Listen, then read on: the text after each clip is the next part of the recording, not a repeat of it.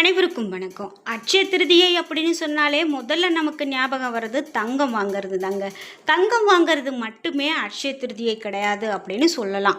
ஏன்னா 2026ஆம் ஆண்டு இந்த அட்சய திருதியை அன்னைக்கு தங்கம் வாங்க முடியாதவங்க நிறைய பேர் இருந்திருப்பாங்க. அவர்களுக்கான வீடியோ தான் இது. தங்கம் மட்டும் வாங்கினா தான் நமக்கு செல்வம் பெருகுமா அப்படின்னு கிடையாது. இந்த செல்வம் பெருக வேறு சில பொருட்களையும் கூட நம்ம வாங்கலாம் அப்படின்னு அட்சய திருதியை நாளில் சொல்லப்படுது. அட்சய திருதியை அப்படின்னு சொன்னாலே குறையாதது அப்படின்னு தான் பொருள். இந்த நன்னாளில் நாம் தொடங்கக்கூடிய காரியங்களும் வாங்கக்கூடிய பொருட்களும் பன்மடங்கு பெருகும் அப்படிங்கிறது நம்பிக்கை.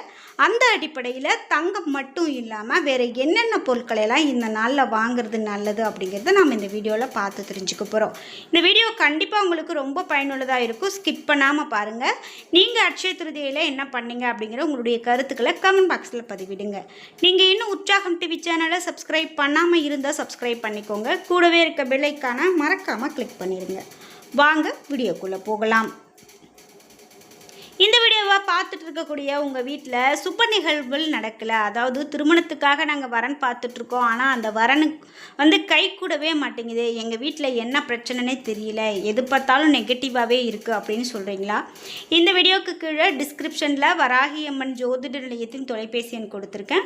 அந்த எண்ணுக்கு தொடர்பு கொண்டு பேசி பாருங்கள். கண்டிப்பாக உங்கள் வாழ்க்கையில் இருக்கக்கூடிய பிரச்சனைகள் சுப நிகழ்வுகள் கண்டிப்பாக உங்களுடைய கை கூடும் அப்படின்னு சொல்லலாம். அதனால் நீங்கள் இது டிஸ்கிரிப்ஷனில் இருக்க எண்ணுக்கு தொடர்பு கொண்டு பேசி பாருங்கள். அட்சய திருதியை அப்படின்னு பார்த்தீங்கன்னா நிறைய பேரால் தங்கம் வாங்க முடியும், நிறைய பேரால் வாங்க முடியாது. குறிப்பிட்ட நேரத்துக்குள்ளே நாம் இந்த வழிபாடுகள் செய்தால் கூட நல்லது அப்படின்னு சொல்கிறாங்க. முக்கியமாக தங்கம் வாங்க முடியல அப்படின்னா இந்த 5 பொருட்களை வாங்கலாம், அதுவும் நமக்கு செல்வத்தை சேர்க்கும் அப்படின்னு சொல்கிறாங்க. தங்கத்துக்கு அடுத்தபடியாக வெள்ளி ரொம்ப சிறந்த தேர்வு அப்படின்னு இந்த அட்சய திருதியை நாளில் சொல்கிறாங்க. வெள்ளி நாணயங்கள் அல்லது சிலைகள் வாங்குறது கூட குடும்பத்தில் தூய்மையையும் செழிப்பையும் கொண்டு வரும் அப்படின்னு சொல்கிறாங்க. அதனால் இந்த அட்சய திருதியில் தங்கத்துக்கு அடுத்தபடியாக நம்ம வெள்ளி வாங்குறது நல்லது அப்படின்னு சொல்கிறாங்க. குறிப்பிட்ட இந்த மண் பானைகள் வாங்குறது கூட மிக விசேஷம்தான். இது நிலைத்தன்மையும் ஆரோக்கியத்தையும் நமக்கு குறிக்குது. மேலும் கோடை காலத்துக்கு மிகவும் பயன்படக்கூடிய ஒரு பொருள் அப்படின்னு சொல்லலாம், பாரம்பரியமான ஒரு பொருள். அதனால் மண்பாண்டம் பொருட்களை நாம் இந்த அட்சய திருதியை நாளில் வாங்கிறது ரொம்பவே சிறப்பு அப்படிங்கிறது சொல்லப்படுது. இது மட்டும் இல்லாமல் வாழ்க்கையில் முன்னேற்றத்தை விரும்புகிறவங்க இந்த நாளில் புதிய வாகனம் வாங்கலாம். இது புதிய பயணங்களினுடைய தொடக்கமாக கருதப்படுது. அதே போல் எதிர்கால வளர்ச்சிக்காக சொத்து அல்லது வீடு வாங்கிறதுக்கு முன்பணம் கொடுப்பது நீண்ட கால வளத்தை நமக்கு கொடுக்கும் அப்படின்னு சொல்லலாம். அதனால் இந்த நேரத்தில் நம்ம சொத்து அல்லது வீடு வாங்கிறதுக்கான முன்பணம் கொடுக்கறது அப்படின்னு ஒரு நல்ல ஒரு விஷயத்தை தொடங்கலாம். இதே போல் இந்த அட்சய திருதியை அன்னைக்கு சமையல் அறைக்கு தேவையான தானியங்கள் அல்லது பாத்திரங்கள் வாங்குறது ரொம்ப நல்லது. முக்கியமாக நம்ம வீட்டில் உணவுக்கு பஞ்சமில்லாத நிலை கூட இதனால் உருவாகும் அப்படின்னு சொல்கிறதால அட்சய திருதியை நாளில் நம்ம இந்த மாதிரி பொருட்களை வாங்குறது கூட நல்லது தான். அதிலும் முக்கியமாக அட்சய திருதியை அன்னைக்கு நாம் உப்பு கல்லுப்பு வாங்குறது இந்த நாளில் ரொம்ப சிறப்பு அப்படின்னு சொல்லலாம். இந்த நாளில் கல்லுப்பு வாங்கும்போது அந்த மகாலட்சுமி தாயே நம்ம வீட்டுக்கு வந்ததுக்கு சமமாக கூட சொல்லுவாங்க. நிறைய பேரால் தங்கம் வாங்க முடியாது அப்படின்னு சொல்கிறதால தான் இந்த உப்பு அல்லது உப்பு மஞ்சள் ரெண்டுமே கூட வாங்கலாம். இது மாதிரி வாங்கிறதுனால மிக மிக நல்ல ஒரு பலன் இருக்கும், நம்மளுடைய வளர்ச்சி இன்னும் அதிகரிக்கும் அப்படின்னு சொல்லப்படுது. அதனால் நீங்கள் இந்த அட்சய திருதியை நாளில் உங்கள் வீட்டில் இனிமேலாவது இந்த மாதிரியான தங்கம் வாங்க முடியலையேன்னு வருத்தப்படாமல் இந்த மாதிரியான பொருட்களை வாங்குங்க. இந்த நாளில் 2 அல்லது 3 முறை தங்கம் விலை மாறிக்கிட்டே இருக்கிறது கூட நம்மளால் பார்க்க முடியும். இது இந்த காலகட்டத்தில் நடந்துட்டு இருக்கக்கூடிய ஒரு விஷயந்தான். ஆனாலும் குறிப்பிட்டு இந்த நாளில் நாம் சின்ன நம்மளால் எளிமையாக வாங்கி சேர்க்கக்கூடிய பொருட்களை வாங்கினாலே போதும், அதுவே நல்ல ஒரு வளத்தை பெருக்கும் அப்படின்னு சொல்லலாம். இந்த நாளில் விதைக்கப்படக்கூடிய எந்த ஒரு நல்ல செயலுமே காலப்போக்கில் பெருகி நமக்கு நன்மையை கொடுக்கும் அப்படின்னு நம்பப்படுது. தங்கம் வாங்கிறது, புதிய தொழில் தொடங்குவது, முதலீடு செய்வது இவை எல்லாமே இந்த நாளில் ரொம்ப ரொம்ப சிறப்பாக கருதப்படுது.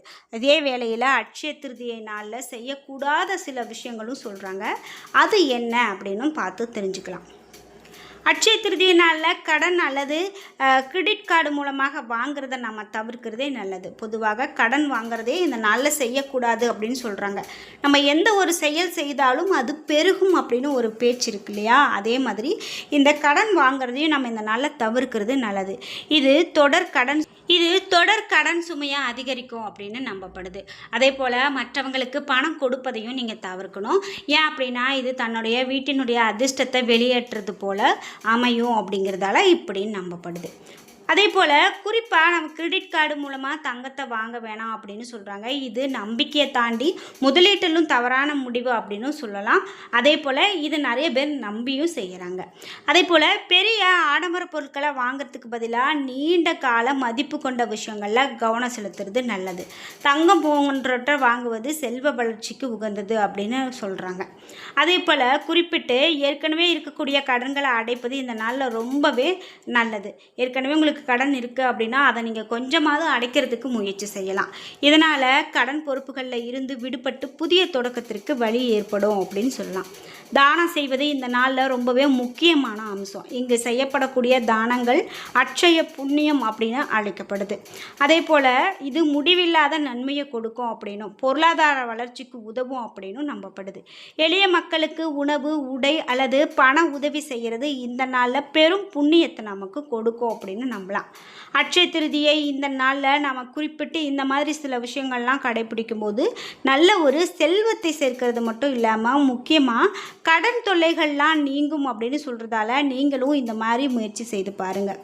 குறிப்பிட்டு இந்த அட்சய திருதியை நாளில் அதே போல் பூஜைகள் செய்து வழிபாடு செய்கிறது கூட இன்றைக்கி நிறைய பேர் கடைபிடித்து வரக்கூடிய விஷயமா இருக்குது அப்படின்னு சொல்லலாம். இதில் அருகம்புல், வில்வம், துளசி, மரிக்கொழுந்து, மல்லிகை, செந்தாமரை மலர்களாலும் நம்ம வீட்டில் வியாபார ஸ்தலங்கள்லையும் வழிபட்டோம் அப்படின்னா தொழில் முன்னேற்றமும் குடும்ப விருத்தியும் ஏற்படும் அப்படின்னு சொல்லப்படுது. பௌர்ணமி அல்லது அமாவாசைக்கு பிறகு வரக்கூடிய 3வது திதி திருதியை தான் நம்ம சித்திரை மாதத்தில் அமாவாசைக்கு பின் வரும் வளர்பிறை திருதியைவே நாம் இந்த அட்சய திருதியை அப்படின்னு சொல்லி வழிபாடு செய்கிறோம். அதே போல் சயனம் என்றால் தேய்தல் அப்படின்னு பொருள். அட்சயம் என்றால் தேயாது அப்படின்னு பொருள். அதே போல் குறையாது அப்படிங்கிறதுனால வளர்தல் என்றே பொருள்படுது. சித்திரை மாத வளர்பிறையில் வரக்கூடிய இந்த திருதியை நாளே நம்ம அட்சய திருதியை அப்படின்னு கொண்டாடுறோம். எல்லா நலன்களையும் குறைவில்லாது அள்ளி கொடுக்கக்கூடிய இந்த நாள் திருதியை நாம் அட்சய திருதியை அப்படின்னு அழைத்து வழிபாடு செய்யலாம். அதனால தான் மிக விலை உயர்ந்ததாக கருதப்படக்கூடிய தங்கத்தை மக்கள் இந்த நாளில் வாங்குறாங்க. மகாகவி காளிதாசர் அருளிய உத்திர காலமிருதம் அப்படின்னு சொல்லக்கூடிய ஜோதிட நூல் திதி நாட்களில் மிக விசேஷமான திருதியை அப்படின்னு சொல்கிறாங்க. அதே போல் பௌர்ணமி திதி, அமாவாசை திதி, சதுர்த்தி திதி, ஏகாதசி திதி, அஷ்டமி திதி போன்ற திதிகளை போன்றே இந்த அமாவாசைக்கு பிறகு வரக்கூடிய திருதியை திதியும் ரொம்பவே சிறப்பு அப்படின்னு சொல்லலாம். அமாவாசைக்கு பிறகு வரும் 3வது திருதியை நாளான திதியை திருநாள் இந்த திருமகளுக்கு உரிய நாளாக திகழுது. அதிலும் தமிழ் மாதத்தில் சித்திரை மாத அமாவாசைக்கு பிறகு வரும் 3வது பிறையான அட்சய திருநாள் மிக மிக நமக்கு மகிமை மிக்கது அப்படின்னு சாஸ்திரங்கள் மூலமாக சொல்லப்படுது. இந்த நாள் அதிகாலையிலே எழுந்து நீராடிட்டு பூஜை அறையில் கோலமிடுறது, வாழை இலை ஒன்றுனா இடுறது, இலையினுடைய நடுவே கொஞ்சம் பச்சரிசியை பரப்பி அதன் மேலே ஒரு செம்பில் நீர் பரப்பி மாவிலை மஞ்சள் தடவிய தேங்காய் வைத்து கலசமிடுறது, அதில் உள்ள காசுகளை போடுறது, காசுகளை பரப்பி அதன் மேலே நடுவில் கலசத்தினை வைக்கிறது எல்லாமே அவரவர் வழக்கப்படி செய்யலாம். கலசத்தின் அருகில் ஒரு படி ஆழாக்கு அல்லது ஒரு டம்ளரில் நெல் நிறைத்து வைக்கிறது, கலசத்துக்கு பொட்டு பூ வைக்கிறது, லக்ஷ்மி நாராயணருடைய படம் இருந்தால் அதை வைத்து அலங்கரிப்பது, குத்து விளக்கினை ஏற்றி வைக்கிறது, மஞ்சள் பிள்ளையார் பிடித்து வாழை இலையில் வழக்கமாக வைக்கிறது, நீங்கள் புதிதாக வாங்கிய பொருட்களை கலசத்தின் முன்பாக வைக்கிறது. விலை உயர்ந்த பொருளாதாரத்தில் ஒரு பொருளாகத்தான் இருக்கணும் அப்படிங்கிறது கிடையாது. அட்சய திருதியை நாளில் எவர் வேண்டுமானாலும் வாங்க முடியாத பொருளான உப்பு வாங்கி வைத்தா போதும். இந்த அஷ்டலக்ஷ்மிகளும் கடாட்சமும் நம்மளுடைய வீடு வந்து சேரும் அப்படிங்கிறதுல எந்த விதமான மாற்று கருத்தும் கிடையாது. என்ன நண்பர்களே, இன்றைக்கி வீடியோவில் அட்சய திருதியையில் நம்ம என்னென்ன பொருட்கள் வாங்கலாம் அப்படிங்கிறத பற்றி பார்த்து தெரிஞ்சுக்கிட்டோம். இந்த வீடியோ கண்டிப்பாக உங்களுக்கு ரொம்ப பயனுள்ளதாக இருந்திருக்கும். வீடியோ உங்களுக்கு பிடிச்சிருந்தா லைக் பண்ணுங்கள், ஷேர் பண்ணுங்கள், கமெண்ட் பண்ணுங்கள். நீங்கள் இன்னும் உற்சாகம் டிவி சேனலை சப்ஸ்கிரைப் பண்ணாமல் இருந்தால் சப்ஸ்கிரைப் பண்ணிக்கோங்க. கூடவே இருக்க பெல் ஐக்கானை மறக்காமல் கிளிக் பண்ணிடுங்க. நன்றி வியூவர்ஸ்.